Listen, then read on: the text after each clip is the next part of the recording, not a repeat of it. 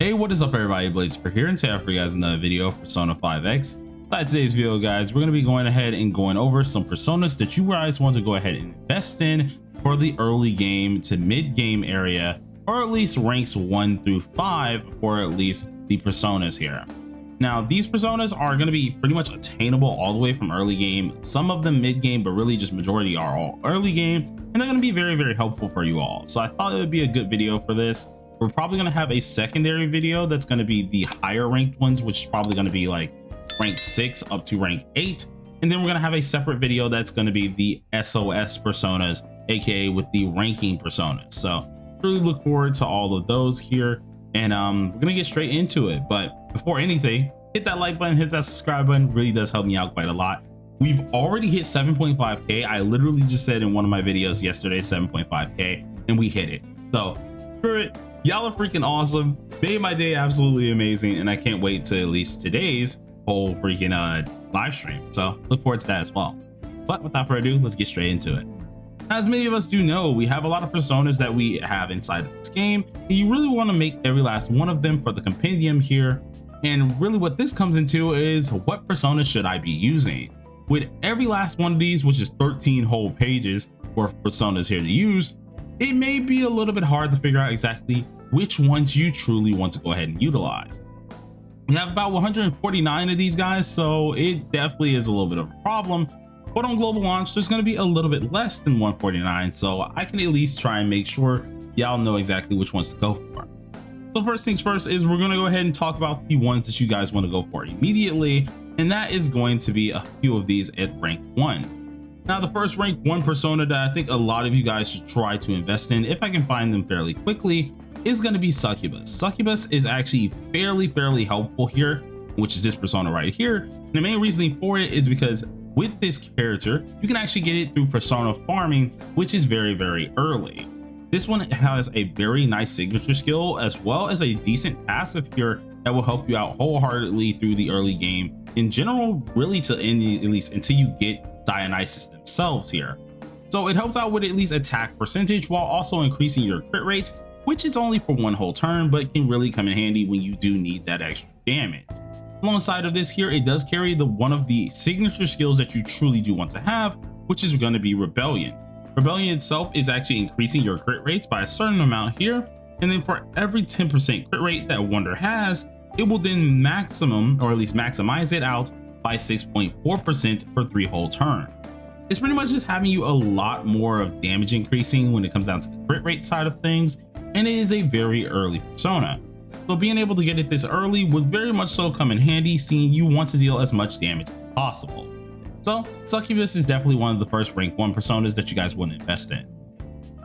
And the next one that we want to go ahead and invest in is going to be the rank 2 personas, being at least Apsaras. Now Apsaras is a rank 2 persona, so we got to go ahead and scroll for a little bit here, and they're actually fairly helpful as well. The only issue is you're only going to be utilizing this persona as well for crits as well. So let's say you don't want to go with Succubus, right? You want to go ahead and utilize someone else who has some crit potential. Apsaras you can actually get, and you don't even have to farm them. This is actually one of the personas that you can get just from the gachas, so if you're just randomly pulling, they are a lower level persona that you just get out of the gacha roll. This one's really decent because you do boost up your damage dealt with at least their ultimate here, and it has at least the alongside effect here for Rebellion. So being able to have Rebellion is absolutely nice, and it's always going to be a treat for anyone who wants some more of those crit stats. As for the passive here, passive increases your defense, so if you do need a little bit more of that sustainability, it does come in handy. Just in case if you want to use at least an ice move, which you will have Bufu at level 4, it will help you out as well, seeing you could very well proc at least a freeze, which can lower the enemy's damage dealt to you. So you have a little bit, of course, that crit damage or crit rate that you can actually get up, while also pairing it with at least a freeze that can lower the enemy's attack as well. Pretty nice with at least a little bit of a sustain of a persona, so really good to actually invest into. Now going ahead and going to the next rank here, we're going to at least check out Ame-No-Uzume and a few others. Now Ame-No-Uzume is probably the first one I can actually vouch for you guys to get, and they are a rainbow rarity persona, so this is something you guys need to know as well. Each persona does have their own rarities too, so not only is she rank 3, but she's rainbow rarity, unlike the purple and gold rarities here. And this persona is actually really good. You actually get this one from persona fusing, so by utilizing certain personas that you already have obtained, you can then fuse Ame. The good part about her is really coming down to not only her passive, but also her signature skill. Her signature skill, which is called Electric Surge, actually increases your attack for electric damage here and has a 100% chance to inflict shock. Now this shock is going to stay on the enemy for 2 whole turns, which is absolutely amazing. And alongside of this here with the ultimate, it does help you out with the combat skills that she ends up having. One of the other things is if you do need a little bit of an AoE move, she ends up learning, what's it called? Mazagna here, which is actually really nice to actually have and really does help you out in that damage type side here. And I'm trying so hard not to fall real quick. Sorry guys. All right, now we're gonna get back to the video here. The other good part is at least the passive, which increases your EHR after you inflict shock.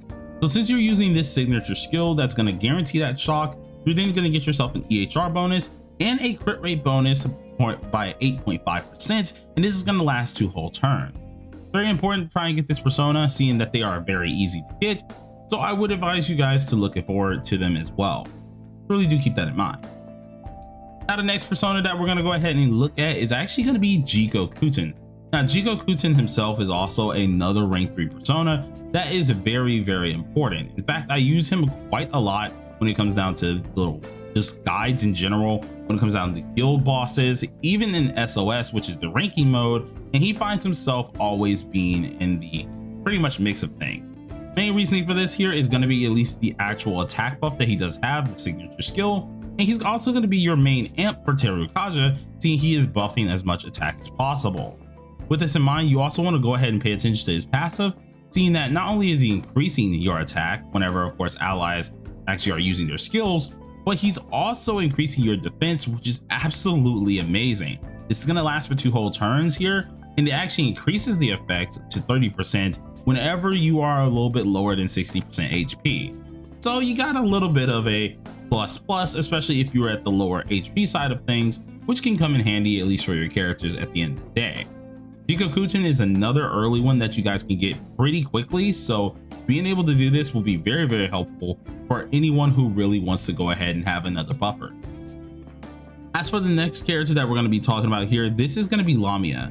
Now Lamia is another persona that I would say early in is pretty darn good. You get her around at least the level 20s or so, which is pretty dang nice to utilize. Now we do get of course some other fire personas that we get given for free, but Lamia is another one that's pretty nice as well, just because of the passive. The passive itself increases your EHR while also increases it even further if you inflict a burn. And alongside of this here, whenever we do inflict the said burn, we get an all allies attack buff for 2 whole turns. So pretty much for any of my people who are lovely on fans here, or anyone who just likes the burn team, this is going to be the persona for you, seeing she's going to take care of all your needs in general when it does come down to this. The main first skill here also is very nice because it does of course have a 50% base chance for inflicting a burn, which is absolutely at least nice here. And if you do miss it here and there's no foes actually inflicted with the said burn, it does double that said base chance. So pretty decent to at least get off some burn starts and actually get those burn stacks up in the long run. Now when it comes down to the next persona that we're going to go over, which I should probably did this at the beginning, seeing that this is a persona that we're always going to have, that's going to be Janosik. Janosik is actually the personas, or at least the main character's main persona here, and although it is their starting persona, don't sleep on it. In fact, it is very powerful, which is why I should have probably mentioned it early. You will have it at least rank 1 at first, and it'll slowly rank up with you through the story, different things of that nature. The main reason for this is because it actually increases your attack here, and whenever you have someone marked here, it also increases your attack even more while decreasing the foe's actual defense. So you're getting a lot more damage inside of this persona here as well, for at least the passive, and then you're also allowing yourself to get their at least defense down as well, overall helping out your entire team. Now I do put a couple persona little moves on this one here, or at least different special moves, where you could very well use them as just a debuffer with Rakunda, or you could very well use them as a buffer with Terukaja. Either way, you really just want to get this persona up as much as possible, seeing that one, he's the MC's main persona, and two, he's not bad. He's actually insanely good. But now we've talked about that here, let's go ahead and talk about the last ranks, being at least rank 5. Now rank 5, there are a few personas that I would like to recommend here, and one of them is actually going to be Yurlungur. Yurlungur is actually a really good persona, believe it or not here, especially for electric based teams, and the main reason for this is not only just because he's able to help us out with at least getting those said shocks, but it's also going to be because of the passive.